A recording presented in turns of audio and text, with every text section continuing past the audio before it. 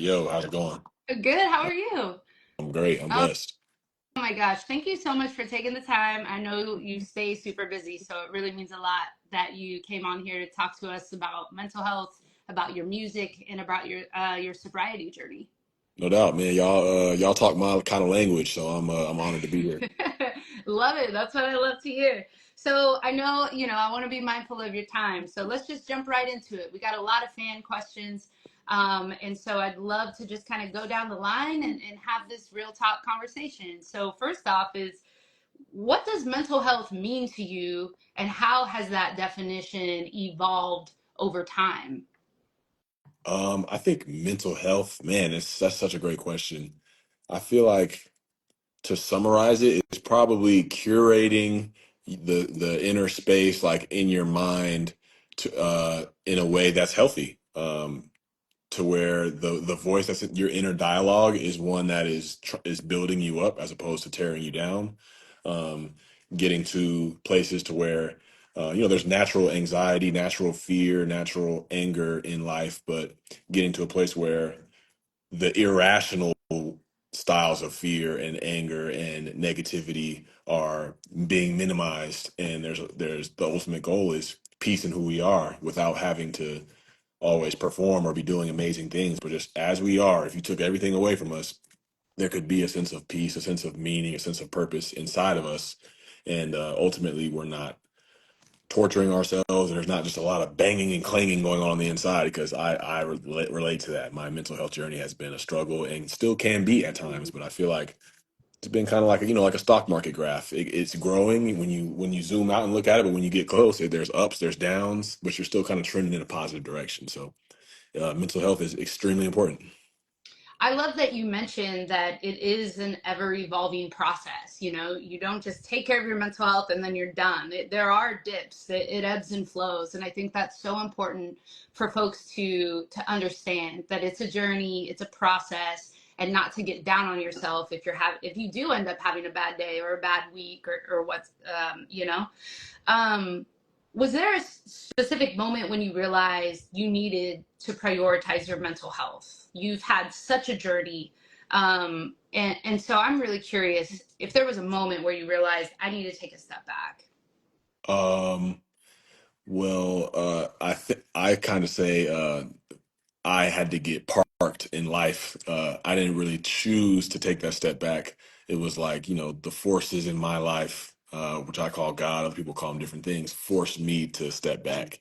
And it's when I overdosed on, I love Percocets. That's what I was addicted to. It was my number one drug of choice. And I got some with some fentanyl in it and had to, get sat down, and I had to go to rehab not only for substance abuse but for mental health. So it was like a dual diagnosis, and then you kind of realize the link between, you. I started drinking and using for a reason. There was a deeper inner discomfort, pain, emotions I couldn't deal with that come from the quality of my mental health, which was not great. And so that was the first time to where it's like, oh, this needs to be my focus. Darren Waller, the person. It can't be getting back to being Darren Waller, the football player. Darren Waller, the football player, improved and was able to get some of those football accolades that you talked about because the mental health of Darren Waller, the person, was addressed. Mm. You are very vocal about your sobriety journey. You actually have a foundation that you founded that to help individuals and families with sobriety and addiction. Why is it so important to you to be so vocal and vulnerable about your journey? Um, I feel like naturally because people isolate, and there's almost like this. I've heard the term being used, like a terminal uniqueness to substance abuse and mental health issues, to where it's like you feel like I'm the only one that feels like this. Nobody else can understand. Nobody else can relate. And we always kind of looked at athletes, people that we put on a pedestal in a way like they're just kind of like superhuman, and there's not anything wrong with them. And so I feel like it's important for me knowing like the platform that I have and the way that people will look different, focus a little bit more just by hearing, some of the things that I've been able to accomplish. I try to take that seriously and let them know, like, it wasn't just smooth sailing, like this guy's the GOAT from the jump. Like, I struggled to create room for myself just in football in general, but also like I've been arrested 3 times, been addicted to drugs, been addicted to alcohol, been addicted to sex, been addicted to a whole bunch of different things, and my life hasn't always been great. I've had to dig myself out of a few holes, and might not even be the last of the holes in my life, so just trying to give people that. And it's like, even with all of that, I've still been able to find success and find purpose in my life. Like, it's still possible. There's nothing, no amount of losses, no amount of anything that can disqualify you from having a purpose and an impact in this life. And I feel like that's a message that needs to be put forward, because then it gives other people permission to be like, oh, like I've messed up too. Like, I don't have to be perfect to find my lane. So that's really why. That is so incredible to hear. I think a lot of folks need to hear that. I myself included, that just because if you messed up once, that doesn't mean life is over. You have every day you can reinvent yourself. Which I think is so crucial for individuals to hone in on and to embrace that. You talked about how it's our natural inclination is to isolate, and this is why you're so vocal about your journey. How important is community to your sobriety and to your mental health? It's tremendous. I mean, I feel like a lot of people, when they talk about the greatest thing you can find in life, is to to love and to be loved and to share life with other people. It's so true, because there's a lot of moments where you, on your own, you may feel down, you may feel weak, you may lack motivation, and having other people that you can talk to, process things with, and they can kind of, sometimes be strong for you. You can lean on them. They can lean on you. It just makes life that much more richer. Like, the laughs you're able to share with people, just times of just playing, whether it's creative, whether it's whatever. It's like doing it with other people is so much more rewarding, and there's just this element of feeling seen, heard, and understood when you show up and allow yourself to experience that. There's no feeling that, because ultimately in life, and through all the things that we try to achieve, to get done, all that, we want to feel safe, we want to feel secure, and we want to feel like we're important to a degree, like who we are matters. And that's what community can ultimately provide, where we seek that in all these different things. But it's health. There's nothing that is unhealthy about having a good, solid community of people that support you. They're only good that can come from that, only confidence. There's just so many positives that can come from it. But I still battle up against that every day, of wanting to, man, I'm just doing it on my own. I don't want to show people when I'm struggling. But when you show people that you're struggling, that's when you can ultimately prove that you are worthy of being loved, no matter where you may be at in your life. Woo. We're definitely going to use that as one of the highlights, because right there, I feel like people need to hear that. As you know, we're having this conversation because you wrote this incredibly vulnerable and just powerful essay for Backline, which, if y'all haven't read it, go to backline.care. And you talk about your sobriety, mental health, and your music. And June is Men's Health Awareness Month. And so I would like to ask, what would you say to the men maybe watching this either now or later when we host this, who are hesitant to seek help? What's your advice to men out there? Um, First off, I would say there's nothing wrong with you feeling that resistance to help. Previous generations of men, and what a man is and what toughness is, strength is, were what they were. Our parents, grandparents, our coaches didn't know anything different than, like, pull yourself up by your bootstraps. We don't cry. Like, those were passed down, and those definitions of men served us to a degree, but ultimately, for the health of an individual man, um, it no longer serves us. So it's about relearning new definitions of what a man is, and just knowing that those old definitions don't serve us any Mm. longer. They did for a while, but they're no longer applicable, because they keep us in this state where we'd rather choose success in business, success in whatever, but still, like, behind all that, still feel alone, still feel afraid. Like, we're choosing the external rather than being authentic internally. And I feel like strength as a man, the men that I look up to the most today are vulnerable men, allow themselves to be seen in their struggles, express their emotions, are able to communicate, um, and stand shoulder to shoulder with other men, and knowing that a much fuller life comes from getting all that extra emotional and mental weight off of you, Mm, because we may not see it as we're carrying extra weight around, but we are when we continue to just hoard these negative thoughts and experiences and emotions and just allow them to keep bottling up. And then they come out in a way we wouldn't want them to. mm, So, yeah, at the end of the day, to answer that question, it's just like we had definitions of who a man was. We can't really control it. Those definitions were placed on us. But now, as we prioritize our mental health, our emotional health, like we got to change some things. And that's okay. But you just got to get together with some men that are trying to move in the same direction as you. You ain't got to do it by yourself, and you ain't got to be perfect in it. So I would just start with that. I love that. You mentioned that you therapy has really helped you in your life. You also do EMDR therapy along with talk therapy. How has therapy helped you in your day to day? Yeah, it's really been a weapon for me, when I was playing, and just now as a man, just trying to heal a lot of things, change a lot of the ways that I thought.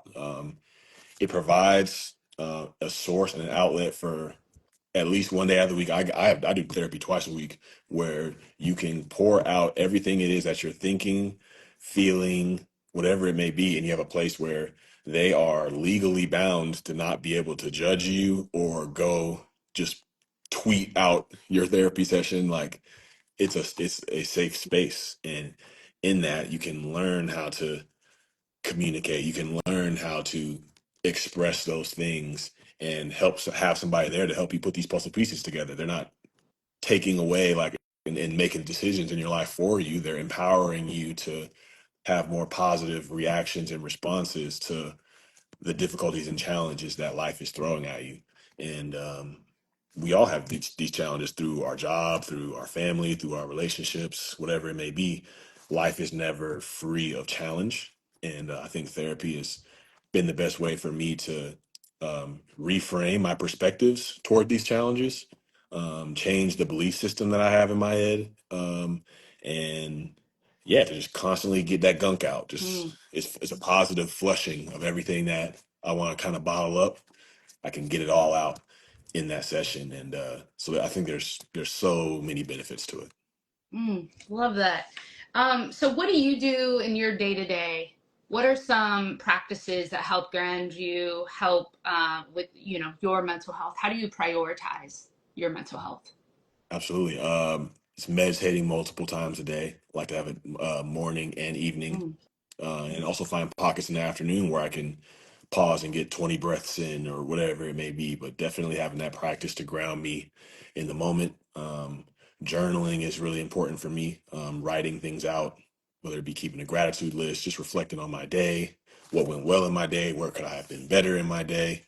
Um, yeah, exercise is of the utmost importance. I feel like the gateway to the spiritual is often through the physical, and how we take care of our temple and how we challenge ourselves physically. That's daily adversity and resilience training right there. I probably go to at least five 12-step meetings a week, and so it's like those principles, keeping those at the forefront of my life and developing my spiritual journey as well. 2 days of therapy a week. I love walking outside. Nature is a big part of my mental health journey as well. So just having those tools, like as many tools as we can have in our toolkit, the mm, better, because there's so many times we can get hit with something that triggers us or whatever. And the more tools we got, that's the more ways that we can respond to these. Picking up the phone, calling people, that might be even the one that's changed the most in this last year and has, provide the most return for me. You can talk to somebody on the phone, ask them how they're doing, mhm. and really open up to them. It's just it's powerful, man. So the more tools you can get, but those are my main ones. I love that.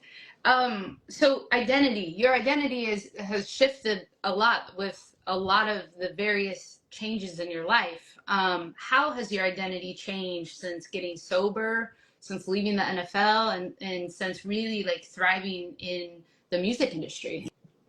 Yeah, I feel like I'm like on my fourth life right now. It's kind of crazy to sit with and think about, but yeah, it's realizing that at the end of the day, like, life is full of seasons and rhythms. Like, Mm, great things come, things go, whether it be people, whether it be jobs, whether it be, whatever it may be, your window, your prime, like whatever it is. But that who I am at my deepest level, like in my spirit, is always there, is always growing, is always evolving. And I feel like it's always being led to the next thing that will help me take that next step as just the man that I'm becoming. There will be more things for me to succeed at in my life. There will be more things that I may stumble a little bit over and learn lessons through, but it's always just continuing to move forward and knowing at the end of the day, just holding the things in my life that I want to attach my identity to, just with a loose grip. We can grip so tightly to like the NFL and the football because it's like it brings about so much intention and validation, and it makes us feel like people are looking at us and appreciate us. But we deserve to feel appreciated and valuable as we are, mm, no matter what we have going on in our life. So it's just grounding to those things. And that's where the therapy's coming in, the reading, just like doing a lot of things where I'm just allowing myself to experience like the simple joys in life and knowing that I still have a lot to offer. And as I grow, areas for me to be of impact and to be of service will grow and present themselves to me. So mm. I just attract them by who I'm being from moment to moment. So, what does living a fulfilling life look like and mean to you now? I feel like it's a constant evaluation of starting with like what I value the most. Um, and so for me, that is, I would say quality relationships, starting with myself. How am I talking to myself? How am I treating myself um, every day? My friendships, I feel like those are, better and more consistent than they've ever been. So that's fulfilling to me. Being able to create is something that I deeply enjoy doing, and get a lot of deep satisfaction out of. And so that's fulfilling to me, being able to, like, from Friday through Sunday, have my engineer in town and us just locking in Yeah. at my house and recording, like that's fulfilling to me. um, Getting to spend time with my family, showing up to things where my nephew's almost a year and a half old, so showing up to things like that. Yeah, just being around, being in the lives of the people around me, taking good care of myself, continuing to challenge myself, like doing like crazy ass high rocks competitions, like I just did, traveling, like just continuing to have new experiences and to continue to work at the relationship with myself of knowing like I'm worthy of these things. I don't have to be in full performance mode at all times to be worthy. So it's an active journey to find that fulfillment. Sometimes I feel it and I feel it deeply. Sometimes it is elusive, but it's becoming more frequent. Mm. All right, so you have your hand in both worlds, in the sports world, the music world. Um, Walk us through how focusing on your music has felt lately. You're solely focusing on music now, and I would love to, do you have any insights as to how has the industry surprised you? The realities of the music industry. I think a lot of folks who aren't in it don't quite see the day-to-day realness of the industry. What are some of your favorite elements of the industry? What are some of your not so favorite parts Um, of it? to be honest, I don't even really know if I consider myself like technically I'm in the industry, but in a lot of ways I'm like I see a lot of things from far. Like I pay attention to like what is going on in the industry and like a lot of like the frustrations and questions that artists have when it comes to like streaming or when it comes to like their label situations. And it's like you look at a lot of these, the veil gets kind of pulled back to where it's like you see these people that are like they're on and they're popping, but Yeah. they, if you look closer, it's like they're kind of trapped in their situations and don't feel free to create in the ways that they do. And they're just like, kind of like, the label's just running everything. Whereas I'm in a situation where I get to create what I want to create, put it out when I want to put it out. And with the work that I put in through my athletic career, um, compromising things for money is not something that I even need to really be pressed about. That's a luxury that I don't think a lot of artists have. So I can kind of be on the outside and be like, okay, yeah, I want to definitely, leave my footprint, make an impact, grow fan base and the amount of people that are looking and paying attention for sure. But I definitely don't want to compromise the integrity of what I'm trying to do or in any way. So I feel like I'm definitely in a blessed position. I need to keep reminding myself of that because I can be like, oh, I need more streams. I need to be on these playlists. I need to, where it's like, no, I just need to be exactly where I am and continue where I'm headed in my journey. Because there was a time in my football career where I was on a practice squad Mm-hmm. and there was reps that needed to be had in that practice squad to prepare me to be ready when my opportunity was handed to me on, the big stages. And, I was playing special teams and doing dirty jobs and stuff like that. So I try to take that perspective into music and knowing that this is a journey. I've seen some of my favorite artists, they were grinding, putting time in for 10 years before anything came of what they had as far as their success now. So, yeah, the industry is very interesting. I see a lot of people struggling with it. I see a lot of people that thrive in it. Mm-hmm. And I think it's more so about finding my lane in it and what I define as success, which is something that's evolving for me. But I'm loving the journey so far. I'm grateful to be where I'm at, and I'm keeping the foot on the gas.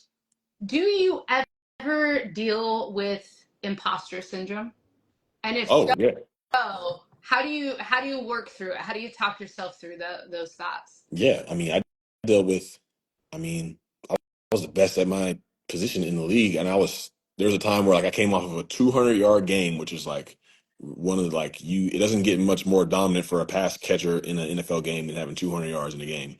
And the next practice after that, in my head, being like, "All right, man, like don't drop this pass." When I'm lining up in my stance, and I'm like, I literally just caught everything that was thrown to me the day before. So it's always Mm-hmm. been a constant battle. Even with the music, I'm like, man, like sometimes it's like, oh man, like am I real like artists? Are people even going to want to pay attention to me? Like they see me as one way, but um that goes back to the therapy and like the changing of the belief system. That's where the affirmations come in. And the affirmations at first they kind of feel like you're trying to lift weights when you're super scrawny, like that muscle's going to be weak.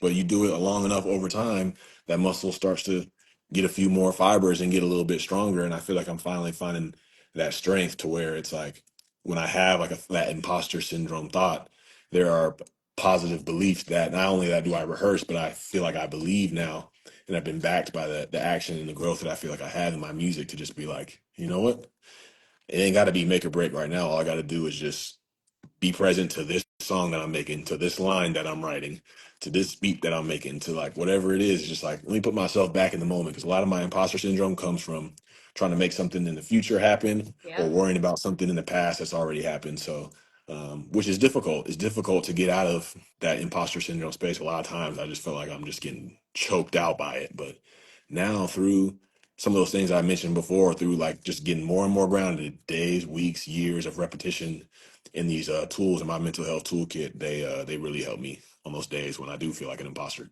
What's your favorite affirmation? Man, I'm starting to memorize my one of my therapists gave me like this audio of beliefs that you listen to like every day, and so it's like I'm lovable, I can get things done, I'm fun, I'm important, I'm amazing, I have value, Mm. I'm intelligent, I'm capable, I'm trustworthy, I'm a go-getter, I can be independent, I can be cooperative. Um, I'm healthy, I'm strong, I'm unstoppable, I'm kind. Life can unfold with ease, even after difficulties. I can bounce back, I can persevere, I can make a mistake and still be worthy. I'm beautiful, I'm handsome. It just keeps going. So it's like I'm listening to these things 2, 3 times a day, sometimes and rehearsing them. So it's like when that imposter syndrome hits, it's like a boxer, like somebody throws a punch at me and you can dodge a punch and then you can counter back with like a positive belief that you have about yourself. And it feels cheesy for a long time, but you stick with it over time, it really starts to materialize and you can really start to just continue to affirm yourself when you feel crazy. Cause I'm like, I might feel crazy. Like I'm just out here just making music.